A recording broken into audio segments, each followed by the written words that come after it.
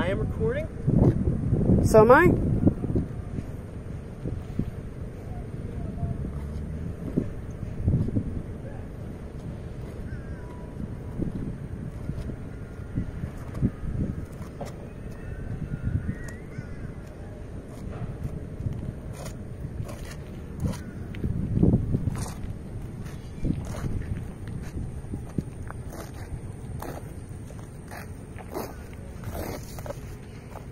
Like, comment, share, subscribe. Nomadic hippie. Those of you that know, you just know. Prepping for the hurricane again. A week later, we got another hurricane coming. I am pulling over here to Electrify America to get some juice. It just finished raining. I was going to use the adapter on that pump right there to get some pretty high speeds, but I didn't want to get it wet. So I came over here to the Chatamo because it has been broken for months now.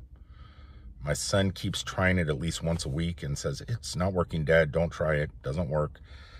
Because of the rain, I figured I'd pull over here and plug it in and give it a shot. And guess what? It's working. This is the first time I've charged with a Chatamo in months since I've had this adapter.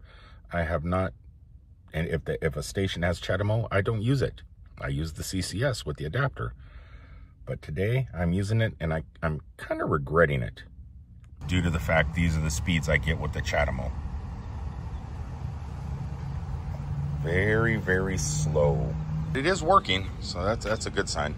I'm going to charge up to about 80%. Then I am going to run over and plug into that one. Due to the fact that I do have the newest firmware update on my thumb drive, I think I'm going to go ahead and install it and give it a shot and see if it makes any difference. Though if it bricks it doesn't work anymore because it's probably not going to go any faster. I usually get about 74 kilowatts an hour anyway. The Leaf isn't going to accept that much more than that. But no, I'm just gonna charge up with the Chatamo. What the heck? I think that's what I'm gonna do. I think it's just due to the fact that I want to plug in with the CCS adapter, show that it's working, charge up the car pretty good, and then while it's plugged in, do the firmware update and charge again. I'm already plugged in. I'm feeling blah. Feeling blah. It's just weird. We're having 2 hurricanes within a 2-week period, and this one here is we're gonna get a direct hit. So actually I'm gonna have to go break out the generator out of storage for this one. The last one I knew it was gonna head North Florida. This one here is coming directly for us, supposedly. It's gonna be passing right over from Tampa, Orlando, heading up towards Jacksonville. It's gonna be coming right overhead. So if any hurricane we had to be prepared for, it's probably this one. Main reason I'm charging up right now and getting ready. And I'm just not feeling it, man. I'm not feeling it.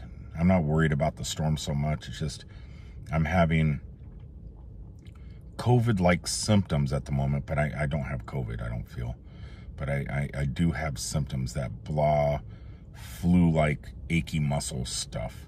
So much so that I've been only doing like I've been going to the RV to move stuff over maybe once a day instead of just knocking it out. I've just been super lazy because of it. I'm just not feeling it. Even getting a full charge isn't getting me excited. I'm still charging, but what is this? What is going into that charger? A Ford?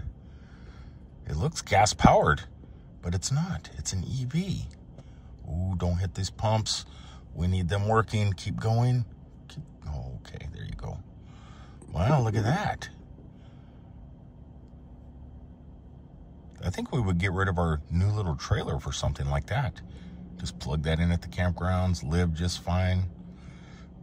Every time you have to leave after 21 days, you got a full charge. Nice. That would be great right there if RV manufacturers started making things like that. I don't want to put them on camera, but I'm going to step out. I got a question that I want to ask them, and then I will bring you their answer and the question I asked them. Hold on. I'll be right back.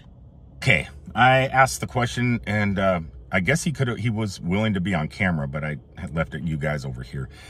Yeah, it's really nice. It's a 2023 Ford all-electric, 68 kilowatt hour battery, gets about 111 miles per charge.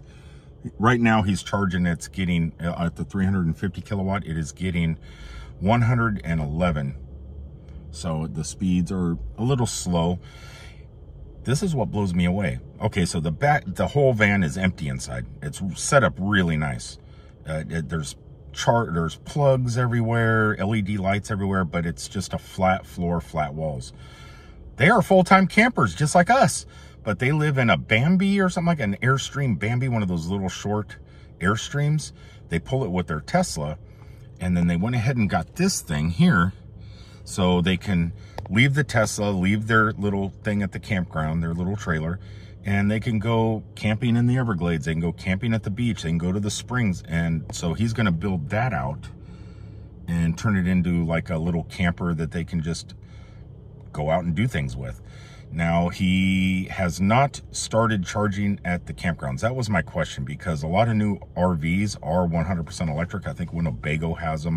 Ford and Rivian are starting to make them. And I even think Tesla's, I've seen posts that Tesla are making campers and RVs.